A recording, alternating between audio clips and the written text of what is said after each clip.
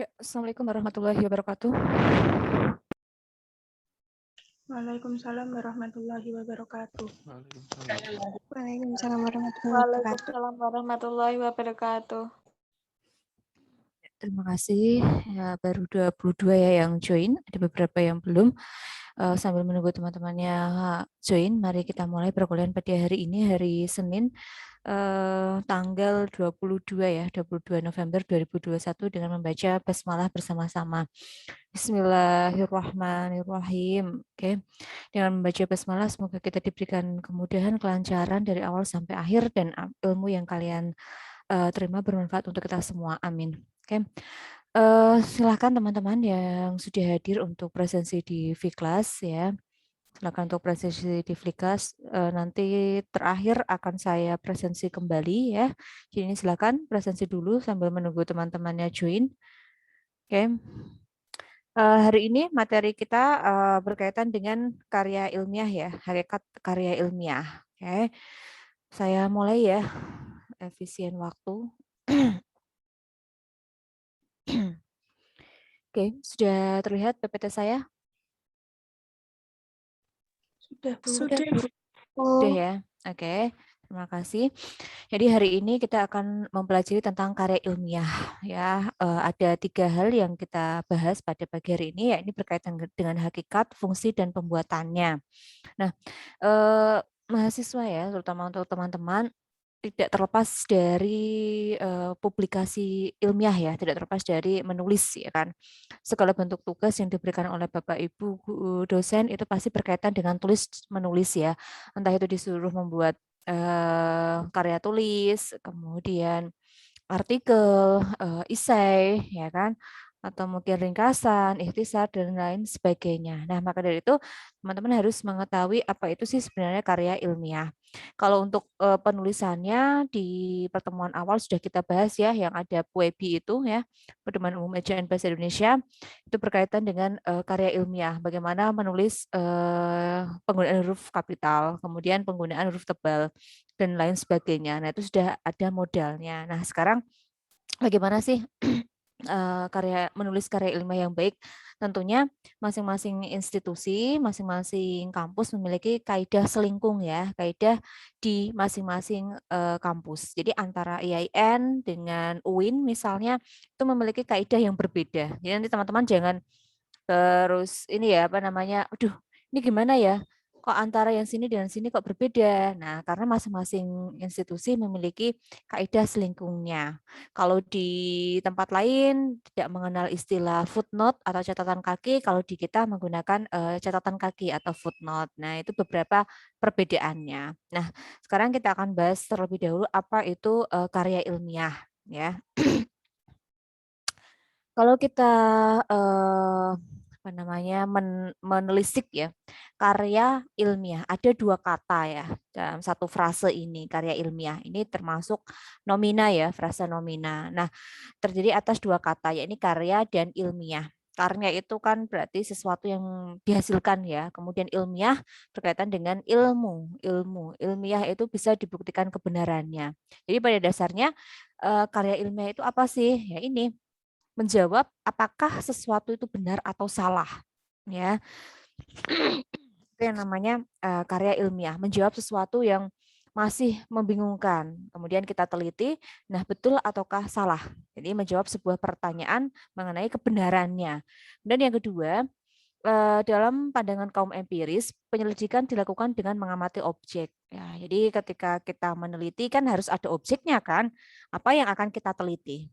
Misalnya kalau di teman-teman biologi mengenai fotosintesis misalnya, pasti kan ada objeknya kan. Objeknya apa sih? Ya ada daun misalnya, kemudian nanti ada matahari dan lain sebagainya sebagai penunjang dari fotosintesis. Nah, selanjutnya dalam kaum idealis penyelidikan dilakukan terhadap cara berpikir manusia. Berarti cara manusia untuk memecahkan suatu masalah, ya kan?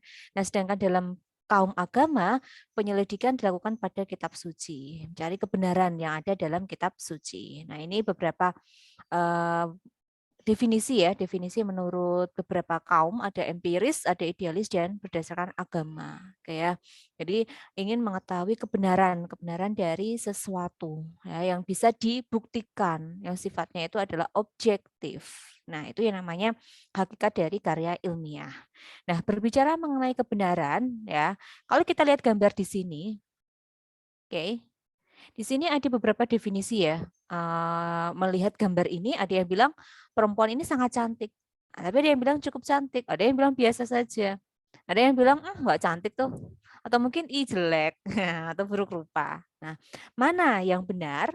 Nah, apakah karya ilmiah itu semacam ini? Ya kan, menguji kebenarannya apakah yang semacam ini? Tentu saja kalau kita mengacu kepada tadi menurut apa namanya definisi dari karya ilmiah itu tadi kan menjawab suatu itu benar atau salah ya, yang bersifatnya itu adalah objektif, bukan ke subjektivitas. Nah, kalau jawabannya antara satu dengan yang lain ini berbeda-beda, kalau yang cowok mungkin lihatnya, oh cantik bu ini, nah, kan, ini sangat cantik bu. Tapi yang putri belum tentu memiliki jawaban yang sama. Bisa saja, biasa bu mending saya misalnya, ya kan? Oke ya, apakah ini kebenaran yang diinginkan? Apakah ini kebenaran yang dimaksud? Tentu saja bukan kebenaran yang sifatnya adalah subjektif. Kalau subjektif itu apa? Ya ini antara satu dengan yang lainnya ini memiliki pandangan yang berbeda. Nah, kebenaran dari hakikat dari karya ilmiah itu bukan kebenaran yang bersifat subjektif, tetapi dia bersifat objektif. Antara satu dengan yang lain itu memiliki pemahaman yang sama. Contohnya yang tadi saya mencontohkan kan tentang fotosintesis ya. Antara satu dengan yang lain pasti memiliki pola pikir yang sama. Terjadinya fotosintesis itu ada beberapa faktor, ya kan? Ada beberapa unsur pendukungnya. Ada hijau daun, ya kan? Atau klorofil, nah ya. Kemudian ada matahari, kemudian ada air misalnya. Nah, antara Mbak Fitri dengan Mbak Nabila memiliki pemikiran yang sama. Nah, itu yang namanya kebenaran secara ilmiah. Jadi bersifat objektif. Tapi kalau yang bersifat subjektif ini bukan hakikat dari kebenaran ilmiah. Ini karena sifatnya adalah subjektif. Masing-masing orang memiliki pandangan yang berbeda. Tapi kalau untuk karya ilmiah itu memiliki pandangan yang sama. Tentu saja melalui beberapa proses, melalui beberapa eksperimen sehingga memunculkan fakta baru. Oke ya, jadi sampai di sini bisa mengetahui ya apa itu hakikat dari karya ilmiah, mengungkap suatu kebenaran yang bersifat itu objektif, bukan ke yang subjektif. Nah, terus muncul semacam menurut kita ya, jadi apa itu kebenaran ya kan? Kebenaran itu bagaimana sih? Ya, kebenaran dan kita itu memiliki beberapa pandangan ya. Dikatakan benar, dikatakan keliru itu jika setiap manusia memiliki keinginan mengetahui dan mengungkapkan kebenaran, ya kan? Jadi dalam diri manusia itu muncul rasa ingin tahu yang tinggi mengenai suatu fenomena misalnya. Contohnya tadi adalah proses fotosintesis atau mungkin yang lain. Kalau dalam biologi ada istilah apalagi ya? Kalau penelitiannya biasanya apa? Kalau biologi selain menganalisis fotosintesis, misalnya dengan apa kira-kira? Apa yang dianalisis biasanya? Metabolisme sama respirasi. Oke, misalnya metabolisme dan respirasi. Sebagai manusia yang dibekali oleh akal, pikiran yang membedakan kita dengan makhluk ciptaan Allah yang lain, ya kan? Kalau tumbuhan, hewan itu kan tidak dibekali pikiran ya, terutama yang hewan ya, tidak dibekali dengan pikiran. Kalau dia dibekali dengan pikiran, mungkin ketika kalian mau bereksperimen di beda-beda dia tidak mau ya, dia pasti akan kabur, ya kan? Dia punya pikiran. Nah, pembeda kita dari makhluk ciptaan Allah adalah kita dibekali akal pikiran. Tentu saja akal pikiran ini akan berfungsi jika kita mau berpikir, mencari informasi mengenai suatu kebenaran yang ada atau yang tertulis misalnya. Manusia kan tidak terus puas ya dengan satu argumen saja atau satu temuan. Dia akan berusaha mencari informasi berkaitan dengan hal-hal yang misalnya menarik bagi manusia itu sendiri. Nah, misalnya tadi mengenai metabolisme atau respirasi. Bagaimana sih proses respirasi itu atau metabolisme tubuh manusia itu seperti apa? Jadi dia itu ingin mengetahui, ingin mencari kebenaran yang ada. Nah, jika dalam proses pencarian itu tidak menemukan jawabannya, dalam artian dalam teori seperti ini, tapi ketika dipraktekkan kok berbeda. Nah, itu nanti akan memunculkan tanda tanya, apakah teori yang selama ini digaungkan itu benar ataukah keliru. Contohnya ini ya, sopo kayak saya kok lupa. Darwin ya kalau tidak salah ya, teori menyebutkan manusia itu berasal dari kera ya kan. Dia pinter ya memang ya kan. Tapi kalau kita runut, apakah betul ya kan? Apakah betul nenek moyang kera? Nah, kalau dinalar kan tidak ini ya, tidak rasional, tapi para ilmuwan tidak serta-merta langsung menyatakan tidak setuju tanpa disertai dengan bukti ya kan. Nah, selanjutnya kita lihat, kita analisis lagi dari segi agama kita. Karena ilmuwan tadi kalau dilihat dari beberapa segi, ada yang empiris, kemudian ada dari segi agama, ternyata di situ dijelaskan manusia itu nenek moyangnya bukan dari kera, tetapi dari Nabi Adam yang terbuat dari tanah, ya kan. Nah, semacam itu. Jadi mengungkap suatu kebenaran. Nah, kebenaran ada di sekitar kita dengan berbagai variasi hasil temuan kita ya tentunya. Kemudian kebenaran yang satu bersengketa dengan kebenaran lain yang sejenis, dan untuk memverifikasi kebenaran diperlukan pengetahuan, kecermatan, dan kedalaman analisis. Nah, ini yang sangat penting, poin yang keempat.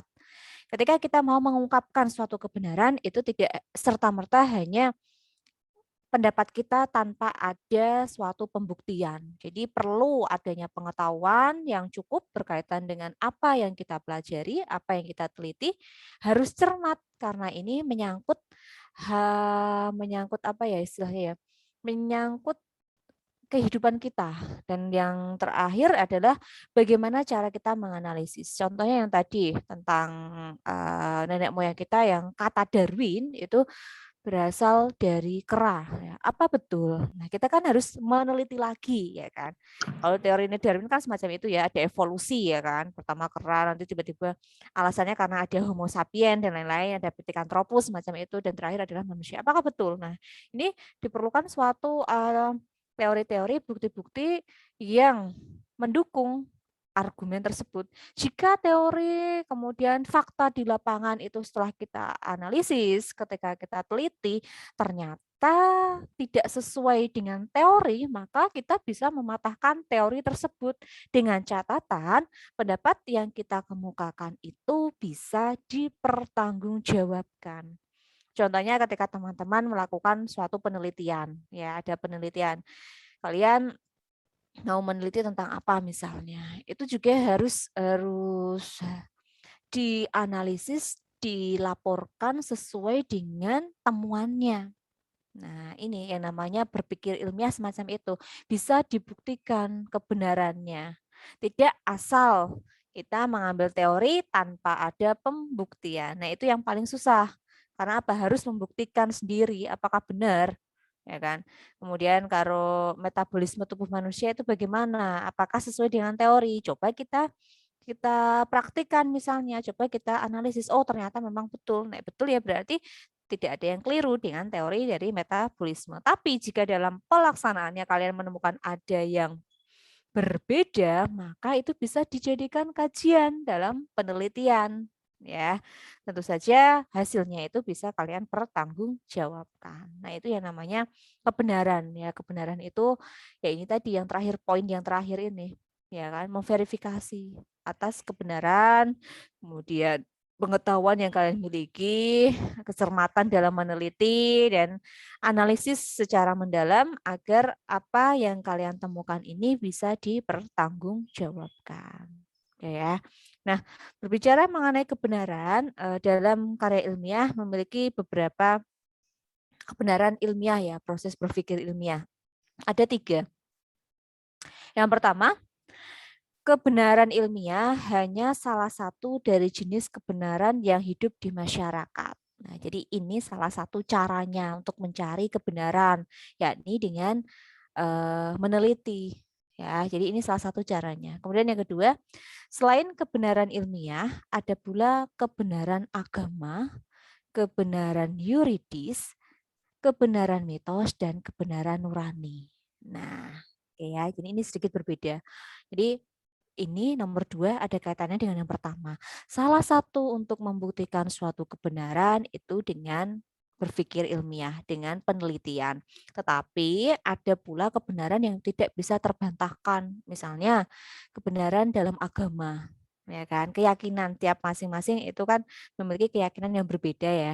Kalau di tempat kita ya semuanya sama. Kita memiliki keyakinan yang sama. Di agama kita, di kitab suci kita itu kalau teman-teman mencoba mengartikan tentunya didampingi oleh guru spiritualnya ya, tidak mungkin kita sendiri. Kalau kita sendiri yang mengartikan bisa jadi keliru ya. Jadi kita butuh yang namanya tuntunan panduan dari ahli yang ahli di bidang agama itu. Kalau kita analisis di Al-Qur'an kita sendiri kan menjelaskan tentang segala sesuatu yang manusia butuhkan itu ada di Al-Qur'an, ya kan?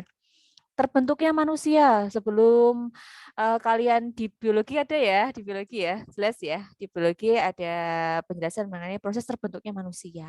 Itu semuanya itu berasal dari Al-Qur'an. Kalau kita lihat, kalau saya tidak begitu hafal ya surat berapa, ayat berapa, tapi saya yakin dari segi agama kita di Al-Qur'an juga sudah dijelaskan bagaimana sih proses terbentuknya manusia. Manusia itu dari setetes air mani, ya kan? Macam itu ya. Yang kalau kita lihat kembali kan air mani itu kan sesuatu yang hina ya, ibaratnya semacam itu ya. Jadi ketika kita menjadi manusia jangan dongak, jangan merasa bangga. Ingat kita itu awalnya terbentuk dari apa sih? Nah, dengan kita mengingat kita dulu itu terbentuk dari apa, prosesnya bagaimana, kita menjadi manusia yang bisa menunduk. Jadi tidak melihat ke atas terus, tidak berbangga diri, tidak sok-sokan misalnya, saya cantik, saya ganteng, saya pintar, saya cerdas. Dengan melihat proses terbentuknya kita menjadi apa? Oh tahu, jadi kita menjadi manusia yang lebih baik lagi, tidak dongak tapi rendah hati ya, bukan rendah diri ya, rendah hati semacam itu. Ya, jadi ada beberapa kebenaran yang tidak bisa terbantahkan, yakni ada dalam kebenaran agama, agama di kita anut, yang masing-masing agama itu memiliki kebenaran tersendiri ya. Jadi kita tidak usah memperdebatkan di agama saya seperti ini, agamamu seperti ini, yang benar itu agama saya, tidak usah memperdebatkan hal yang semacam itu ya, karena ini menyangkut tentang keyakinan. Kemudian ada kebenaran secara yuridis itu berkaitan dengan hukum ya, misalnya pasal-pasal dan sebagainya, itu tidak bisa kita bantah lagi ya kan. Kemudian ada mitos ya yang berhubungan dengan mitos, kepercayaan yang muncul di suatu lingkungan, di suatu masyarakat, itu juga tidak bisa kita bantahkan karena itu berhubungan dengan hal-hal mistis yang terjadi di suatu tempat. Misalnya kayak terbentuknya Danau Toba, kemudian ini apa namanya Tangkuban Perahu ya kan, atau asal usul Banyuwangi misalnya. Nah, itu tidak bisa kita bantahkan ya. Kemudian yang terakhir adalah berkaitan dengan nurani, kepercayaan tadi ya. Nah, apa perbedaan kebenaran ilmiah dengan kebenaran lainnya? Ya, tentu saja kebenaran ilmiah ini ya menjawab pertanyaan yang masih muncul di suatu masyarakat atau di dalam bidang ilmu tertentu. Ya, kebenaran ilmiah menjawab pertanyaan. Nah, kemudian dilakukan suatu penelitian dan dapatlah jawabannya. Kalau kita meneliti tapi tidak menemukan jawaban itu bagaimana, Bu? Berarti ada yang keliru dalam proses penelitian kalian. Ya, kalian mau meneliti tentang ini misalnya proses terbentuknya manusia, ya kan?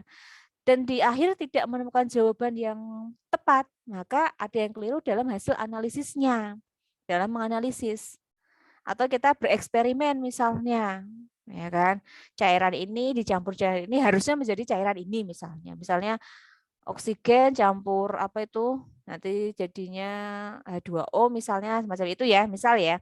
Harusnya menjadinya H2O, tapi kenapa ketika kalian meneliti kok hasilnya jadinya nitrogen misalnya. Berarti proses dalam menganalisisnya, dalam tahapannya itu ada yang keliru. Berarti harus direview kembali. Nah, ini yang dinamakan dengan kebenaran ilmiah. Bisa dibuktikan atau bisa diuji. Gitu ya. Sampai di sini bisa dipahami apa itu hakikat dari kebenaran ilmiah? Bisa dipahami? Jadi inti dari kebenaran ilmiah itu ya bisa dibuktikan, ya kan? Bisa diuji, bisa dipertanggungjawabkan. Oke ya. Saya lanjut berikutnya berkaitan dengan, nah ini dia. Kalian biasanya kan timbul pertanyaan ya, apa sih gunanya menulis misalnya? Apa sih kegunaan dari menulis? Nah, kan? Kenapa kita harus menulis misalnya? Ini apa ya? Saya kemarin ngetiknya keliru ya. Oke. Oh, publik ya. Oke, ini Bapak masalah. Oke ya. Eh, seorang akademisi, ya kan? Teman-teman kan termasuk bagian dari akademisi ya. Nah, mahasiswa tatarannya paling tinggi, ya kan? Mau tidak mau, seorang akademisi itu pasti berjibaku dengan yang namanya menulis, ya. Entah itu menulis fiksi maupun yang non fiksi. Tetapi kebanyakan kalau seorang akademisi pasti berkaitan dengan menulis yang sifatnya itu non fiksi. Non fiksi itu apa? Ya artikel, ya laporan, makalah. Tidak mungkin kalian tidak pernah yang namanya menulis makalah. Tidak mungkin kalian tidak pernah menulis laporan. Pasti kalian pernah yang namanya menulis makalah, pernah juga menulis laporan karena itu memang keseharian kita. Kalau kita melihat fenomena yang terjadi di suatu masyarakat misalnya, tidak ada salahnya kita tuangkan dalam bentuk tulisan. Misalnya dalam bentuk apa? Opini misalnya. Atau mungkin kalian melihat ya, kok di suatu masyarakat ini ada kebiasaan semacam ini. Nah, bisa kalian buat artikel, tapi artikelnya yang artikel populer misalnya. Karena berisikan pendapat kita, pandangan kita terkait dengan fenomena atau kejadian-kejadian yang terjadi di lingkungan tempat tinggal kita. Jadi, kalau kita selami memang betul kita tidak terlepas dari apa itu menulis. Sehingga kenapa menulis itu penting bagi kita? Ya karena kita seorang akademisi, ya kan? Akademisi harus mau menulis. Nah, timbul pertanyaan juga, menulis itu gampang atau susah sih? Menurut kalian nulis itu gampang apa susah? Susah, Bu. Susah ya? Susah. Susah ya. Padahal kalau kita nalar, bukan nalar ya, kalau kita bayangkan nulisku ya sebenarnya ya itu tadi ya, gampang-gampang susah, tinggal apa tulisannya, kan gitu ya. Mungkin Mbak Helian bilang susah karena disuruh buat makalah Bu, buat laporan Bu itu susah Bu. Tapi kalau disuruh curhat, gampang Bu. Apa yang kita pikirkan tinggal kita tulis saja. Nah, ya kan, jadi susah-susah gampang. Kalau untuk menulis dalam kapasitas untuk keperluan pribadi kita misalnya nulis curhatan kita atau mungkin nulis kayak cerpen sastra itu lumayan ya, tidak ada kesulitannya, cuma berbobot dan tidaknya cerpen yang kita tulis, nah itu yang jadi permasalahannya ya. Tapi yang namanya baru pemula ya kita tidak usah memikirkan tulisanku elek ya Bu, jelek ya Bu, enggak masalah, yang penting apa, asahlah terus, ya kan. Kenapa kalian bilang susah? Karena kalian tidak terbiasa. Cobalah dibiasakan, ya. Kayak kalian walaupun jurusan kalian itu biologi, pasti tetap ada kaitannya dengan menulis, ya kan, buat laporan. Kalian habis penelitian pasti suruh melaporkan. Nah, kalau kalian tidak terbiasa menulis, maka tulisan atau laporan yang kalian buat ya itu aja, ya kan. Bahasa yang kalian pilih ya biasa saja. Nah, agar laporan yang kalian buat semakin hari itu semakin baik, mau tidak mau menulis itu berkaitan dengan membaca, ya. Membaca pasti ada kaitannya. 4 keterampilan itu saling berkaitan, ya kan. Ada membaca, menulis, berbicara, sama menyimak. Nah, tapi kalau untuk menulis biasanya lebih condong ke membacanya. Kalian mau membuat tulisan yang apa ya saya, kalimatnya itu tidak tidak seperti anak SMA, tidak seperti anak SMP, itu bagaimana sih caranya? Ya dengan membaca tulisan-tulisan dari sesama kalian, selevel kalian. Ya, tulisan dari mahasiswa lain misalnya. lihat baca-baca jurnal ya. Kalau kalian baca-baca jurnal kan tahu oh bahasanya semacam ini ya. Jadi tidak monoton dalam pemilihan bahasanya. Nah, jadi kembali lagi ke sini ya. Mengapa perlu menulis? Karena prinsip akademis itu ya ini publikasi ya. Tak ganti dulu. Bentar.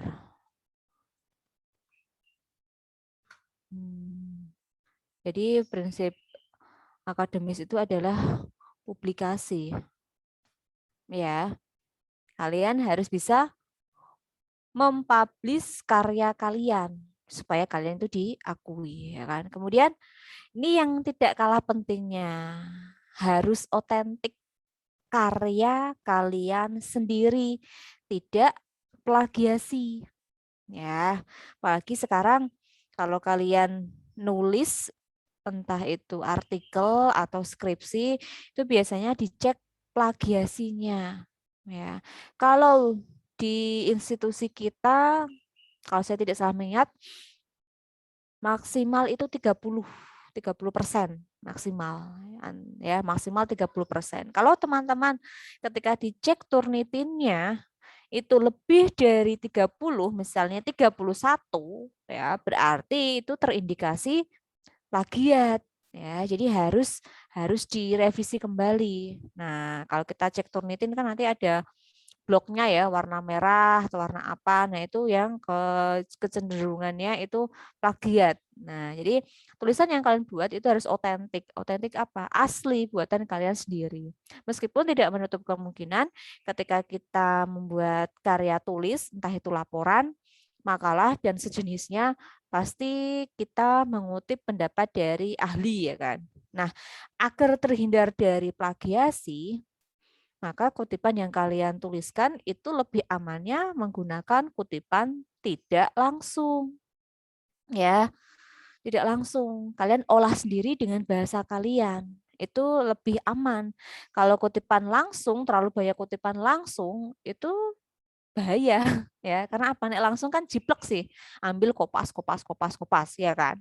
Tapi kalau yang kutipan tidak langsung itu bisa menghindari yang namanya plagiasi biar tidak terkena plagiasinya. Nah, jadi kita ubah dengan pemahaman kita sendiri, itu lebih aman ya kan. Kemudian yang namanya penelitian itu tidak mungkin berdiri sendiri, dalam artian kita pasti mengacu kepada penelitian sebelumnya. Kalian meneliti kan tidak mungkin karena kalian bukan seorang profesor, maka tidak mungkin menemukan teori baru, kan tidak. Tapi dari penelitian yang sebelum-sebelumnya kita kembangkan lagi. Biasanya kan semacam itu ya. Jadi kita mengacu kepada penelitian sebelumnya.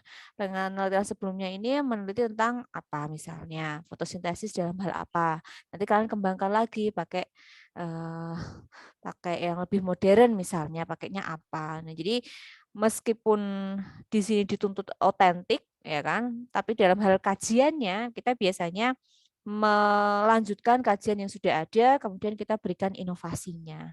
Nah, otentik di sini itu artinya penulisannya kalian itu tidak kopas dari karya yang sudah ada. Itu yang dimaksud dengan karyanya itu otentik, ya kan. Kemudian karya ilmiah dipersepsi memiliki tingkat kebenaran ilmiah lebih tinggi. Ya, kembali lagi, namanya saja karya ilmiah, ya kan? Pasti berkaitan dengan kebenaran, ya kan? Beda dengan imajinasi. Kalau imajinasi ya tidak mungkin benar ya kan, karena namanya aja imajinasi berdasarkan hayalan ya kan. Tapi kalau karya ilmiah berdasarkan penelitian yang sudah dilakukan, maka tingkat kebenarannya itu paling tinggi karena menguji mengenai suatu fenomena atau peristiwa tertentu. Oke ya, jadi ini alasannya kenapa kita harus menulis ya kan. Oke, selanjutnya ketika kita menulis pasti memiliki tujuan ya. Tujuannya apa sih dari menulis karya ilmiah? Nah, sama halnya ketika kalian kuliah ambil prodi biologi. Tujuannya apa kalian? Kenapa memilih prodi biologi? Silakan yang mau memberikan pendapatnya. Alasannya apa? Apakah ngikut teman? Apakah ngikut gebetan? Gebetanku mlebu biologi Bu menora ucul ya tak tututi terus Bu. Apakah seperti itu? Nah, tujuan kalian ngambil prodi biologi apa? Saya pengen tahu. Tak tanya wes. Mbak Witri, kamu ngambil prodi biologi alasannya apa, Mbak?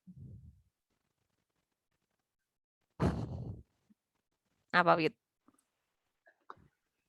Ingin memperdalam lagi, Bu, Apa yang diperdalam? tentang biologinya. Tentang biologinya. Selama ini belum diperdalam kok. Belum, Bu, masih standarnya aja. Ada aja. Ini alasannya sifatnya umum ya. Ini ya. Ya, alasan Fitri ini umum sekali ya. Ingin memperdalam tentang biologi ya, ilmu yang ada di biologi. Ini masih umum. Fitri belum menemukan alasan yang spesifik kenapa milih biologi ya. Padahal di situ ada IPA juga loh ya. Ada IPA. Kan ada ya di tempat kita ya, ada IPA, ada biologi sendiri.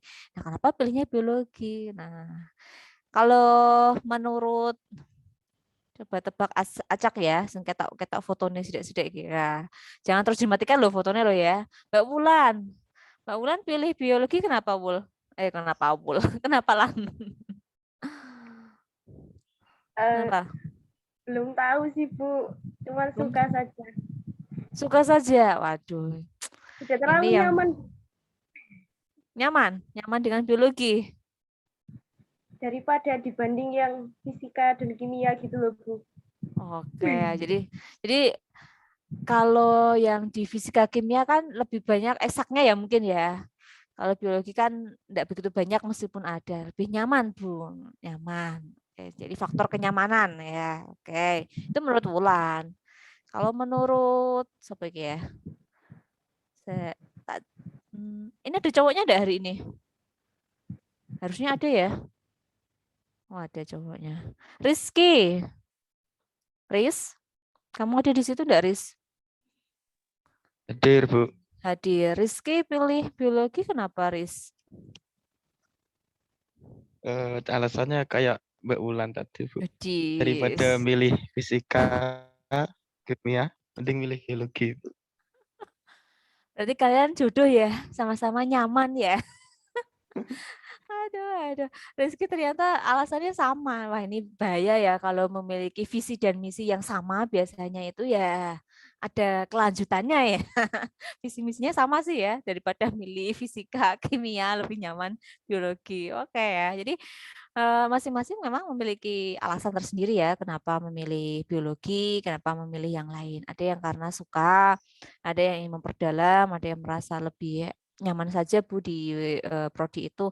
Tapi saya yakin pasti ada yang punya alasan lebih spesifik lagi lah ya. Misalnya apa ya?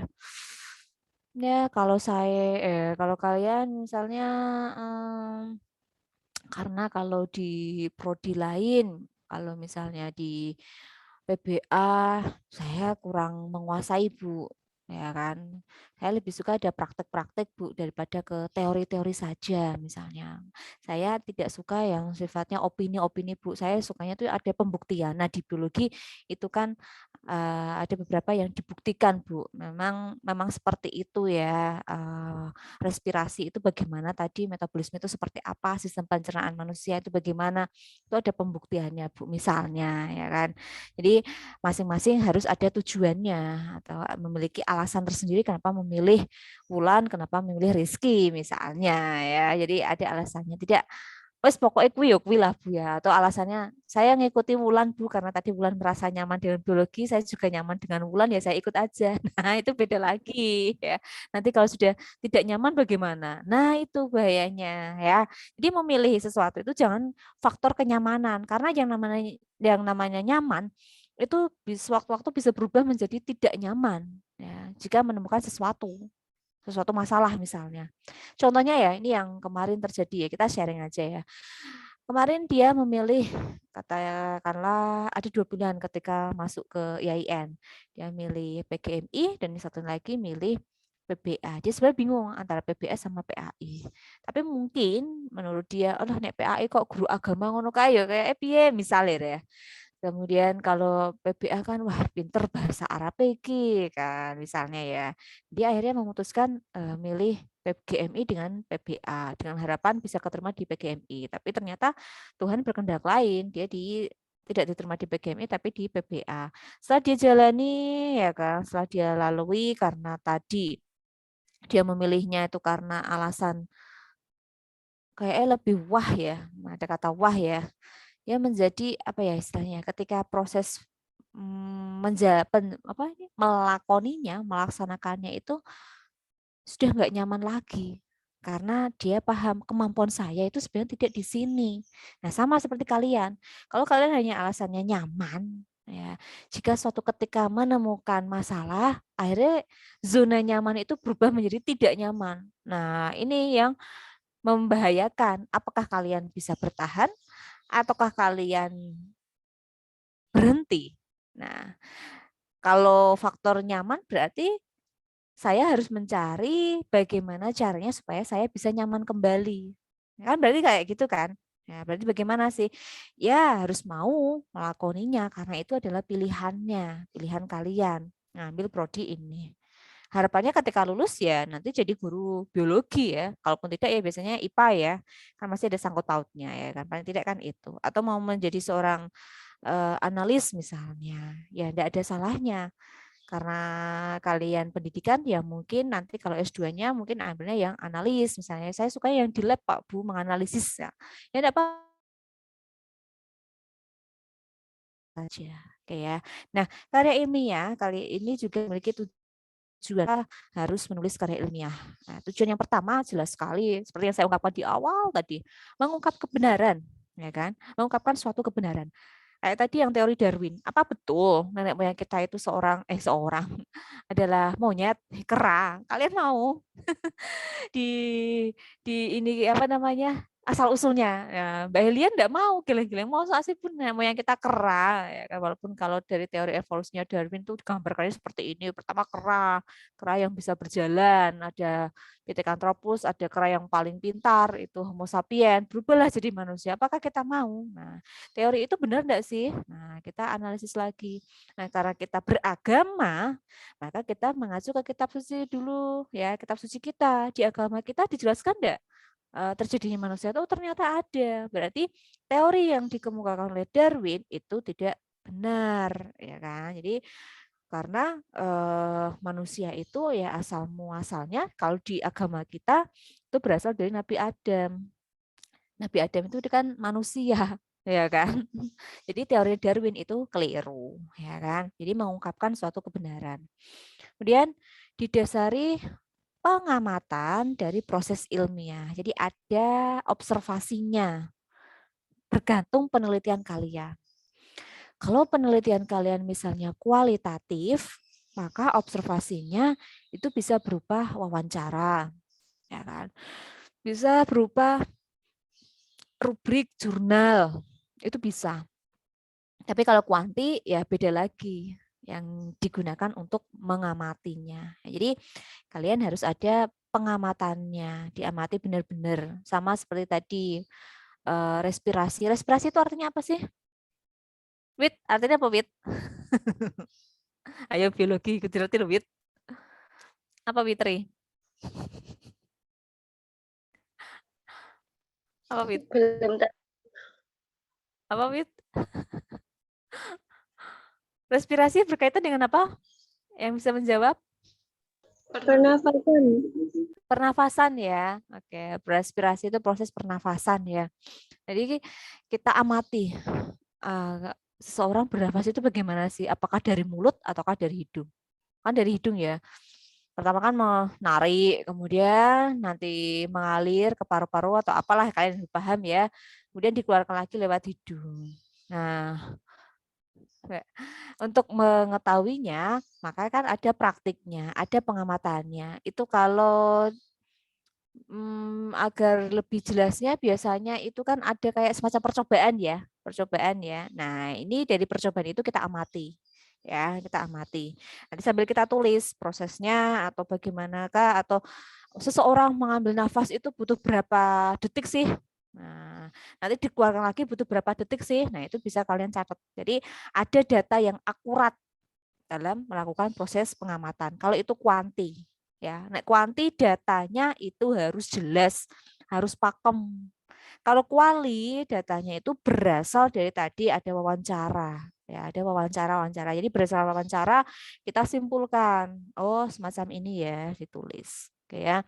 Kemudian, nah ini yang saya sebutkan tadi disusun menurut metode tertentu dengan sistematika penulisan tertentu, ya. Metode kuali, metode kuanti itu memiliki sistematika yang berbeda. Diingat-ingat, namanya saja sudah beda. Heli sama Fikri itu namanya saja sudah berbeda. Pasti memiliki ciri khas yang berbeda pula, ya kan? Ya, kalau dilihat cirinya Heli apa ini di sini? Oh, kebetulan dia memakai kacamata. Mbak Aida pakai kacamata enggak? Enggak, ya kan. Kemudian dari face-nya misalnya. Mbak Helian cenderung apa ini? Oh, cenderung apa Helian wajahmu Hel? Bulat, Bu. Oke ya, bulat ya kan. Kalau Mbak Aida ini kayak oval ya. Nah, kan. Nah, ini yang namanya ciri khasnya ya kan. Mereka memiliki ciri-ciri yang berbeda. Sama juga ada metode. Nanti ini di semester berapa ya yang ada metopen ya? Semester 5 kalau tidak salah ya. Metode penelitian antara kuali dan kuanti memiliki sistematika yang berbeda. Untuk lebih jelasnya nanti di semester 5 aja ya. Nek tak kasih tahu sekarang kayak terlalu dini ya, hanya gambarannya saja. Nah, selain metode kuanti, ada metode kuali, ada juga metode penelitian itu literatur atau kepustakaan.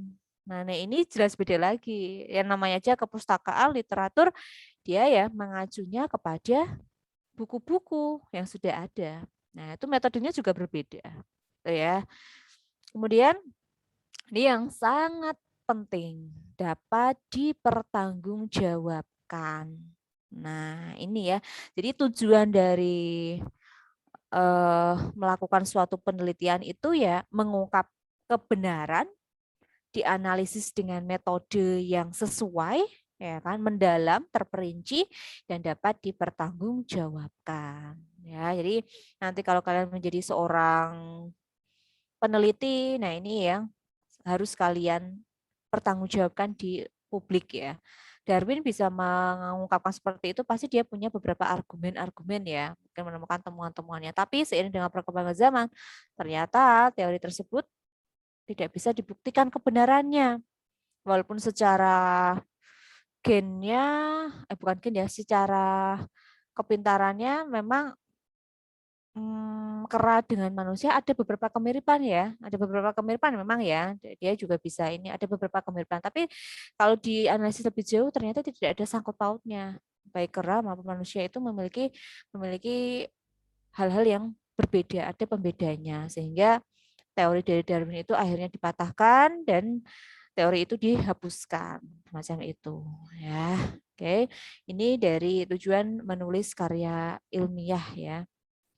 Nah, berikutnya ketika kita menulis karya ilmiah ada beberapa persyaratan yang harus teman-teman penuhi. Ya, sebentar. Yang pertama, isi kajiannya berada dalam lingkup pengetahuan ilmiah. Jadi berhubungan dengan pengetahuan. Ingat-ingat ya. Kalau itu fiksi ya jangan diteliti ya. Mau kayak misalnya tadi ya kayak mitos ya, itu tidak usah diteliti karena mereka mempunyai kepercayaan tersendiri ya kan. Kemudian langkah pengerjaannya menggunakan metode ilmiah. Ya, ada metodenya, cara ya, metode itu cara ya, metode itu cara, menggunakan cara-cara ilmiah. Kemudian sosok tampilannya sesuai dan memenuhi syarat sebagai sosok keilmuan. Maksudnya sistematikanya ya, sistematikanya, bentuknya itu sudah memenuhi sebagai syarat dari karya ilmiah. Ya tadi bisa dibuktikan kebenarannya, tidak bersifat subjektif tapi objektif. Ini syarat dari karya ilmiah secara umum ya. Nanti teman-teman ketika mencari di sumber lain mungkin menemukan syarat yang lain yang tidak apa-apa, silakan nanti ditambahkan. Oke ya. Saya lanjut aja ke ini metodenya. Nah, ini ya. Metode tadi kan cara ya. Cara atau prosedur untuk memperoleh kebenaran ilmiah yang memiliki dua tuntutan, yakni rasional dan teruji. Rasional itu artinya adalah nyata, sesuai dengan pemikiran, bisa dibuktikan, bisa teruji, bisa dibuktikan. Jadi rasional itu nyata, sesuatu yang benar-benar ada dan bisa dibuktikan. Ada 4 komponen utama dalam metode ilmiah. Jadi ketika kalian menyusun karya ilmiah, harus ada rumusan masalahnya. Oke ya, rumusan masalahnya apa? Kemudian ada hipotesis, pengajuan hipotesis. Hipotesis itu kayak ini loh, kira-kira nanti penelitian saya tuh hasilnya seperti apa. Itu namanya hipotesis. Kemudian ada verifikasi data, pengumpulan data, dijodohkan, disatukan, ya kan? Dan yang terakhir baru ke menarik simpulannya. Ya, jadi kalian tarik sebuah simpulan. Jadi berdasarkan penelitian yang telah kalian buat, ternyata memang kalau unsur ini dicampur dengan unsur ini itu mengandung zat yang berbahaya bagi tubuh misalnya. Atau misalnya kalian mau ngecek formalin lah ya, misalnya formalin. Ya kan, apakah formalin itu aman untuk tubuh? Itu kan rumusan masalahnya ya. Kemudian kalau hipotesisnya ya berarti kira-kira formalin itu aman nggak sih? Kalau dari kandungannya kan kandungannya ada ini nih. Ternyata kalau dikonsumsi oleh manusia itu bisa mengakibatkan kerusakan pada organ vital. Nah, itu hipotesisnya. Nah, dari hipotesis itu kemudian kita kumpulkan data-datanya, data-data penunjangnya. Ya. Kemudian yang terakhir baru kita tarik simpulannya. Oh, ternyata formalin itu berbahaya atau sangat berbahaya bagi manusia. Efeknya ada jangka pendek dan jangka panjang. Mungkin jangka pendeknya badan merasa terbakar mungkin, ya kan, gatal-gatal, tapi jangan pakai kata mungkin, ya harus sudah teruji ya kan. Ini kan saya hanya contohnya karena saya kan kurang paham ya. Ya, kemudian jangka panjangnya itu bisa merusak organ vital pada manusia dan bisa menimbulkan kematian. Sehingga formalin tidak disarankan untuk dikonsumsi bagi manusia, ya kan. Oke, jadi semacam itu. Ada masalahnya apa? Kira-kira nanti seperti apa, data-datanya kalian kumpulkan. Yaitu tadi dengan menguji secara kimiawi ya, kalau formalin ya berarti ada uji lab misalnya. Kemudian kita coba cek di makanan, makanan ini mengandung formalin tidak? Kalau misalnya mengandung, apa saja yang ada di dalamnya? Kemudian kalau kita dikonsumsi oleh manusia, ya kan, ternyata efeknya semacam ini, ada jangka pendek dan jangka panjang. Nah, akhirnya dapatlah satu simpulan bahwa formalin tidak baik dikonsumsi oleh manusia. Nah, akhirnya penelitian kalian karena sudah mengikuti tadi ya metode ilmiahnya 4 komponennya, kemudian temuannya memang sesuai ya kan, sesuai, maka penelitian kalian bisa diterima atau bisa dipublikasikan ke masyarakat. Sehingga apa? Sehingga berguna bagi masyarakat. Orang awam yang tidak tahu formalin ternyata bisa merusak atau membahayakan manusia, akhirnya menjadi tahu dan mereka bisa berwaspada. Nanti jelaskan juga formalin itu jenisnya apa saja, ya karena kalau di orang Jawa, orang awam biasanya kan tidak tahu ya. Contohnya bleng ya, bleng. Ada yang tahu bleng? Nah, Mbak Ida mantok-mantok mesti ngerti ya. Bleng itu apa sih? Kayak campuran ya Mbak ya, warnanya orange ya. Nah, campuran ketika membuat suatu makanan lah ya, ibaratnya ya. Nah, itu efeknya memang kenyal-kenyal juga awet. Nah, kalau takarannya terlalu banyak, nanti bahaya enggak sih? Mungkin ada yang bilang, ah saya dari kecil makan ini juga nggak apa-apa misalnya, ya kan. Nah, tapi kan nanti ada efek jangka panjangnya, ya kan. Ketika dicek, oh ternyata penggunaan bleng dalam jangka waktu yang cukup lama itu bisa mengakibatkan seperti ini. Tapi kalau hanya sedikit dan tidak terlalu sering, efeknya tidak begitu terlihat. Nah, bleng itu kan salah satu pengawet ya, pengawet di makanan ya. Padahal untuk mengawetkan makanan kan ada beberapa cara yang lebih aman ya, ada dibekukan, diasini, nah, semacam itu. Oke ya, jadi ini metode ilmiahnya. Ada empat komponen dalam melakukan suatu penelitian. Oke ya, ini harus kalian cantumkan. Oke ya. Kemudian karya ilmiah itu memiliki ciri, ya kalian bisa membaca ada 10 ciri, ya. Ada logis, logis artinya apa? Logis? Masuk akal. Mm-mm. Masuk akal ya. Kemudian ada sistematis, artinya Terstruktur. terstruktur ya atau urut. Oke, objektif.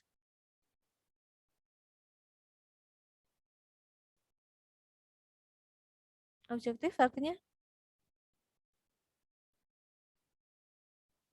apa adanya ya. Objektif itu apa adanya.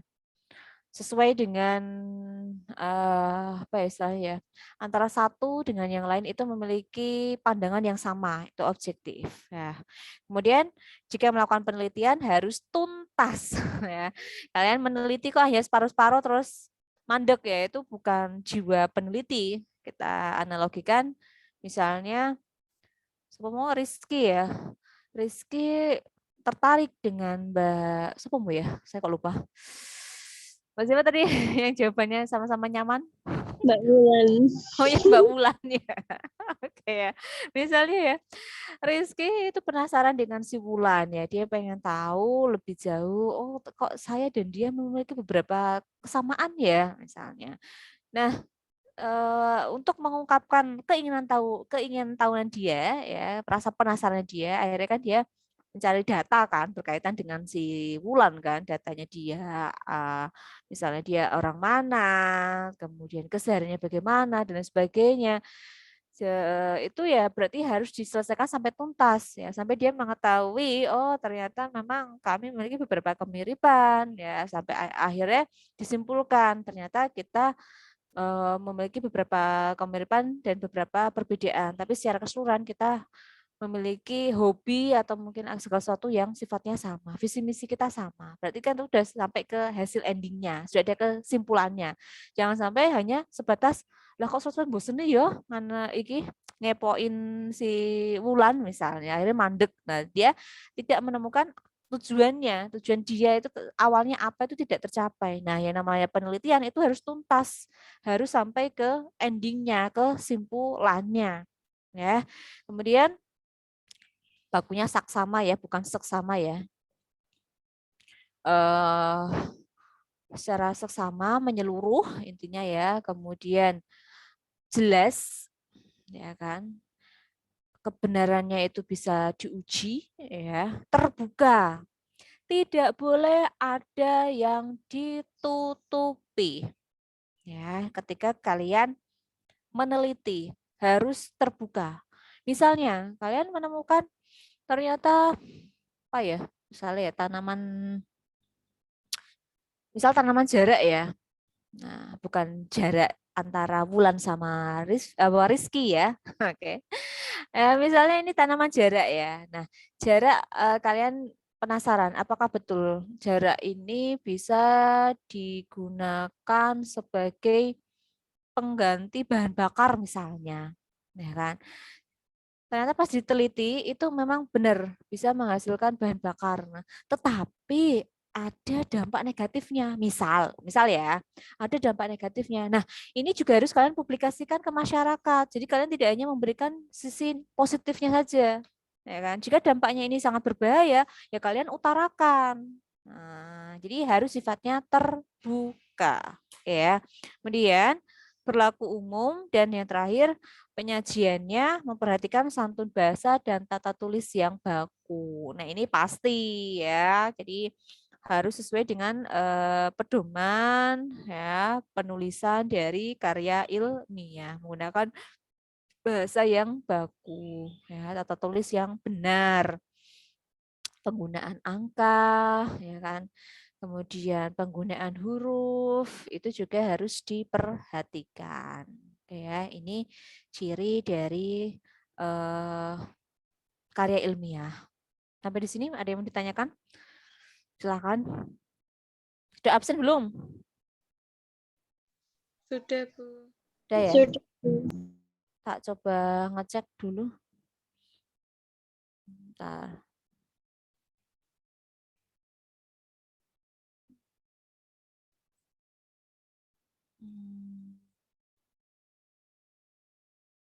Saya cek dulu ya. Oke. Udah. Anang ada enggak? Enggak ada. Lestari? Tak absen dulu ya kalau gitu ya. Anissa? Hadir, Bu. Hadir. Safira? Hadir, Bu. Oke. Witri? Hadir, Bu. Lestari? Lestari keluar, Bu. Tadi masuk? Lestari yang keluar kok ya? Oh, mohon maaf ya, lupa saya. Maaf. Anang? Anang ada enggak? Enggak ada? Oke. Ifatul? Hadir, Bu. Hadir. Syahrul? Syahrul ada enggak? Enggak ada? Ada, Bu. Enggak ada ya. Eka Ayu? Hadir, Bu. Hadir. Niswatul? Out, Bu. Keluar. Oh, keluar ya. Tak tulisnya baik, bang, saya lupa. Lestari sama Niswa ya yang keluar ya.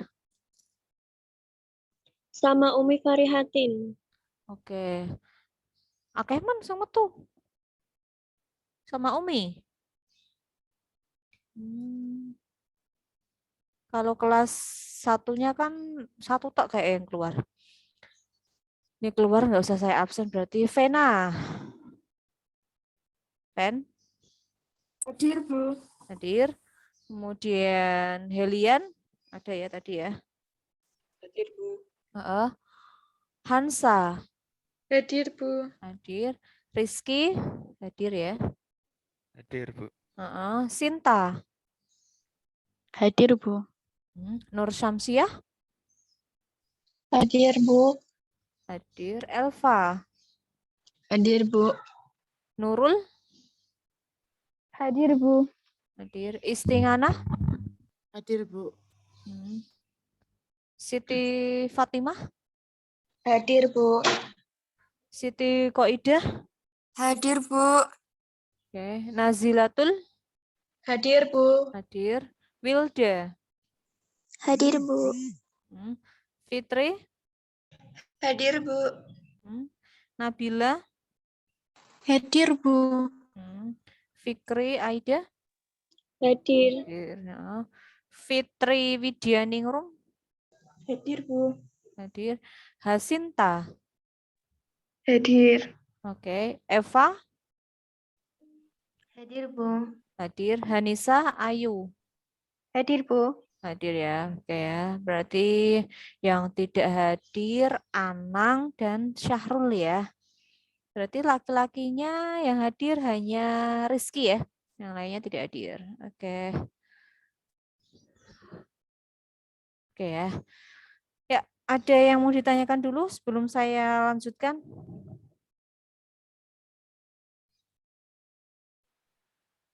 Bu, mau tanya. Ya. Silakan. Kalau tadi kan di setiap universitas ada tata cara penulisannya masing-masing.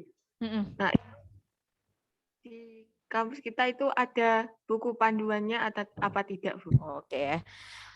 Iya, benar. Masing-masing universitas, institusi, kampus itu memiliki kaidah selingkuh yang berbeda-beda dalam penyusunan khususnya ke tugas akhir ya. Nah, saya garis bawahi ya, tugas akhir. Tugas akhir itu apa?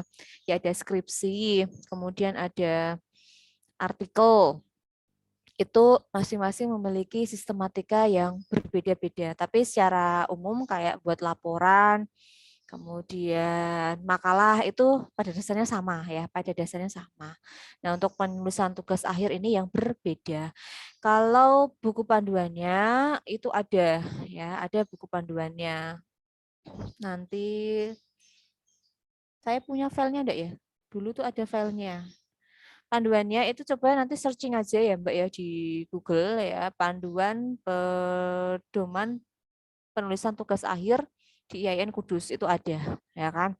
Nah, secara gambarannya ya, jika di kampus lain dalam tata cara pengutipannya itu menggunakan body note ya, body, jadi catatan tubuh ya. Kalau ditranslate ke Indonesia catatan tubuh, dia masuk dalam teksnya. Jadi misalnya ya, fotosintesis Haider misalnya ya, Haider kurung buka 2011.25 misalnya, kurung tutup, menyebutkan proses fotosintesis adalah bla bla bla bla bla. Tapi kalau di kita itu tidak menggunakan style yang semacam itu, tapi kita menggunakan stylenya catatan kaki, footnote. Jadi cukup mencantumkan angka kecil di atas gitu loh ya, yang ada 1, 2, 3 semacam itu. Nanti di bawahnya dikasih keterangan, satu itu dari sumber apa, ya kan. Nah, itu perbedaan kita dalam menyusun tugas akhir antara satu institusi dengan institusi yang lain. Nah, kita dalam penulisan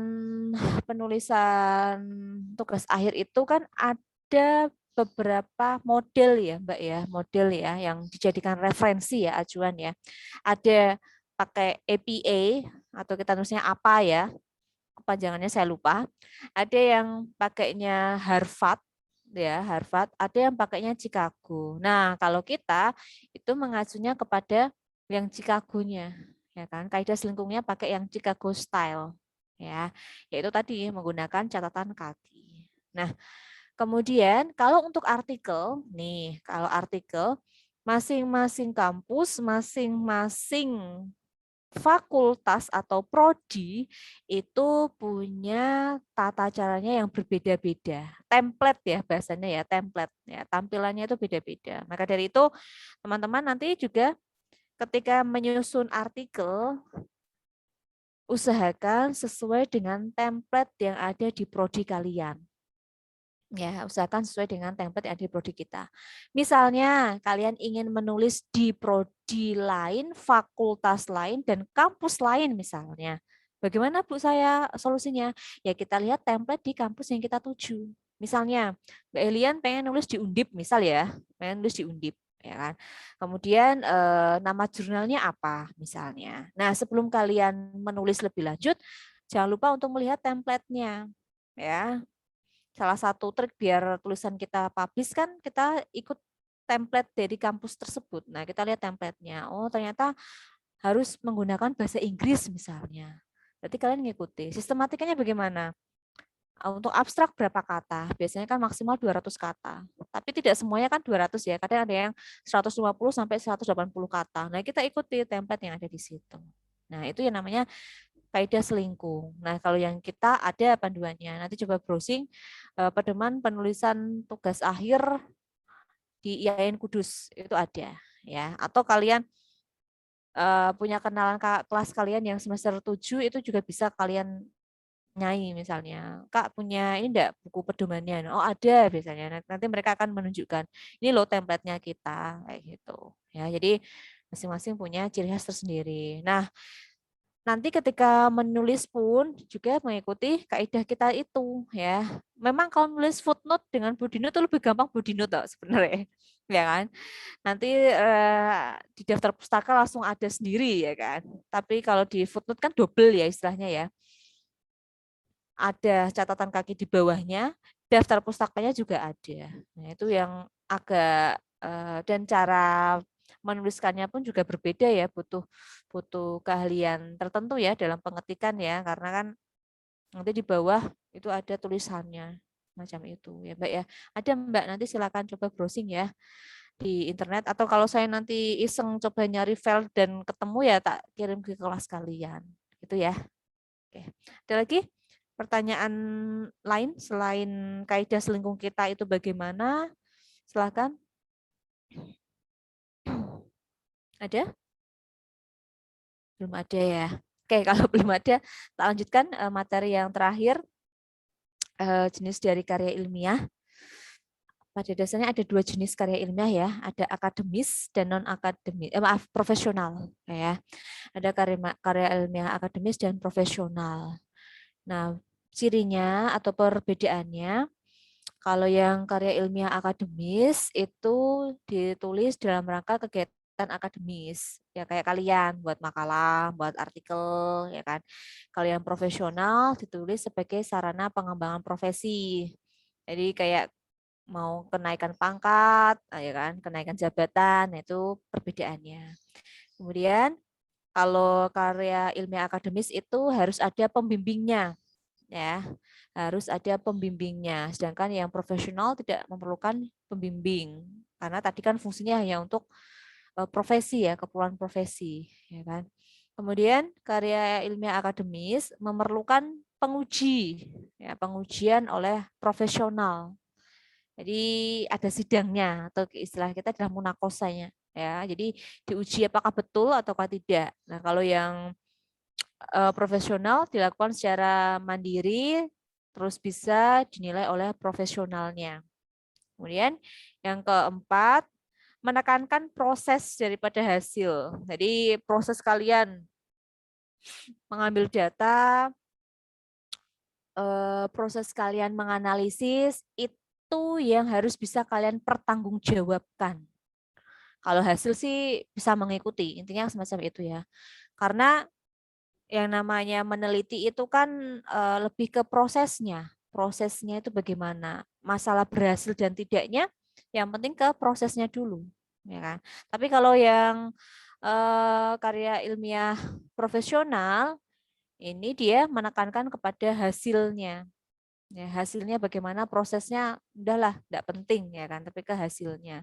Dan ini diterbitkan atau disebarluaskan kalau untuk karya ilmiah profesional ya. Kalau yang akademis ya tidak ya, tidak disebarluaskan secara umum. Kayak contohnya tadi misalnya seorang profesor ya kan, itu kan ada tanggungan ya, setiap berapa tahun sekali harus menelurkan atau menetaskan berapa karya. Nah, ini kan dia tidak merujuk kepada prosesnya dalam pengambilannya seperti apa, tapi yang penting adalah hasilnya, ya kan. Tapi kalau seorang mahasiswa, salah satu syarat agar dia bisa lulus itu kan harus ada penelitian ya, melakukan suatu penelitian. Nah, penelitiannya bisa kuanti, bisa kuali, atau literatur ya, terserah dari teman-teman lebih nyaman yang mana, dan arahan dari pembimbing tentunya ya kan.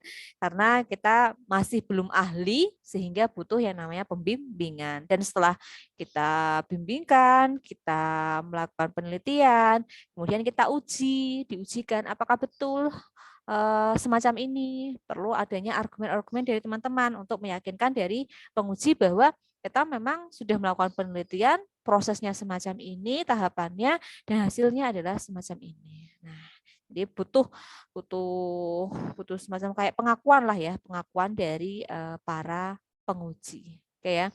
Jadi ini jenis-jenis dari karya ilmiah, perbedaannya ya. Kalau akademis ya berarti berkaitan dengan pendidikan ya. Kalau profesional ya berkaitan dengan profesi atau jabatan yang dimiliki oleh seseorang. Oke, itu saja pembahasan kita pada hari ini. Sudah 1 jam, hampir 1 jam ya. Oke, silakan. Ada yang mau ditanyakan? Untuk tugas akhir kalian, ini pertemuan ke-12 ya. Nanti tugas akhirnya saya minta buat karya tulis ya, apa itu artikel atau itu makalah atau itu esai, yang gampang aja lah ya, tapi sifatnya individu ya, tidak kelompok ya. Tugas akhirnya nanti semacam itu. Oke, ada yang mau ditanyakan sebelum saya akhiri? Monggo. Untuk referensinya kalian bisa cari di internet ya, ada banyak. ya, referensi mengenai karya ilmiah. Ya, ini hanya sebagian saja dari saya. Jadi teman-teman bisa lebih mengeksplor sendiri ya. Atau kalian dapat buku panduan dari kampus lain bisa dijadikan referensi itu tidak apa-apa. Ya, karena memang di tempat kita belum ada buku panduan resmi ya yang jadikan pedoman kita ya dalam belajar. Kalau di kampus lain kan memang sudah ada. Nah, itu bisa kalian baca-bacalah sebagai referensi tambahan. Gitu ya. Tidak ada yang ditanyakan? Mohon izin Bu bertanya. Itu topiknya bebas atau ditentuin? Oh, kalau untuk yang tugas akhir ya, saya sih bebas ya, tapi dengan catatan masih dalam lingkup pendidikan biologi kalau bisa. Dunia pendidikan lah ya. Jadi saya batasinya ke dunia pendidikan. Jadi ada masalah apa sih di bidang pendidikan macam itu. Ya. Oke, ada lagi? Silakan. Kalau tidak ada, saya akhiri ya. Oke, sebelum saya akhiri, saya mau ambil gambar dulu. Tak kirim ke grup. Oke, ini kelas B ya. Oke. Ya, ada 2 tampilan ya. Nanti ini tampilan yang pertama dulu. Silakan di-on-kan videonya. Oke. Boleh ambil gaya apa terserah lah. Kalau saya sih yang biasa aja wes. Nih, kalian kan sukanya ini. Oke ya. Saya hitung mundur ya. 3, 2, 1. Oke ya. Nih. Ntar saya kirim dulu. Oke. Itu yang kena ya. Sekarang yang kedua. Mohon maaf kalau tadi ada yang tidak kena ya. Ini nama sama si Lukman ya. Terus gak apa-apa lah. 3, 2, 1. Oke ya. Tak kirim dulu. Oke, tetap semangat ya. Jaga kondisi. Yang nanti ke kampus ada kuliah ya hati-hati di jalan. Karena ini habis hujan ya. Jalanan licin. Oke, saya akhiri dengan membaca hamdalah bersama-sama. Alhamdulillahirabbil alamin. Ya, dengan membaca hamdalah tuntas sudah perkuliahan pada hari ini ya. Kita sambung di lain waktu. Semoga kita diberikan sehat selalu ya supaya bisa melaksanakan aktivitas dengan sebaik-baiknya. Apabila ada sikap atau tutur kata yang kurang berkenan, mohon dimaafkan. Oke, terima kasih. Wahul muwafiq ila aqwamit thoriq. Wassalamualaikum warahmatullahi wabarakatuh. Waalaikumsalam warahmatullahi wabarakatuh. Oke, Terima kasih, Bu. saya. Ya, sama-sama. Langsung saya end ya.